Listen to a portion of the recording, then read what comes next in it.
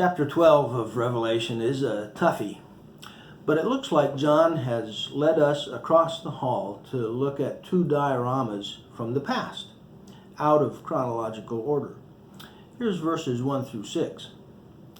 A great sign appeared in heaven, a woman clothed with the sun, and the moon under her feet, and on her head a crown of 12 stars. And she was with child, and she cried out, being in labor, and the pain to give birth. Then another sign appeared in heaven, and behold, a great red dragon, having 7 heads and 10 horns, and on his head were 7 diadems. And his tail swept away 1/3 of the stars of heaven, and threw them to the earth. And the dragon stood before the woman who was about to give birth, so that when she gave birth, he might devour the child. And she gave birth to a son, a male child, who is to rule all the nations with a rod of iron. And her child was caught up to God, to his throne. And then the woman fled into the wilderness, where she had a place prepared by God, so that she would be nourished for 1,260 days. The child who will rule the nations with a rod of iron must be Jesus. The woman, therefore, is either Mary, his mother, or Israel, or the Jewish nation from which the Messiah came. Beyond that, it's hard to speculate. And then we have a scene of war in heaven.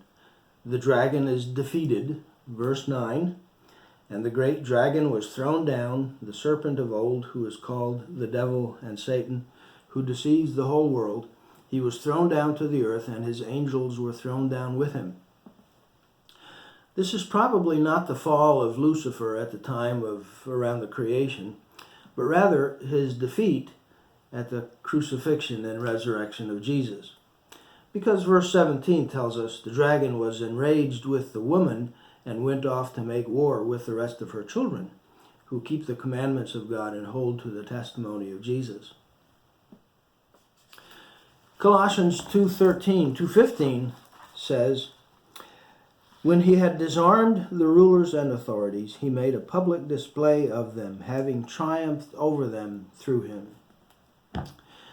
And John 12:31 says, Jesus says, now the judgment is upon this world. Now the ruler of this world is cast out. Do you remember when Jesus sent out his disciples 2 by 2 on an evangelistic mission? They came back and reported how excited they were, the great things that had happened.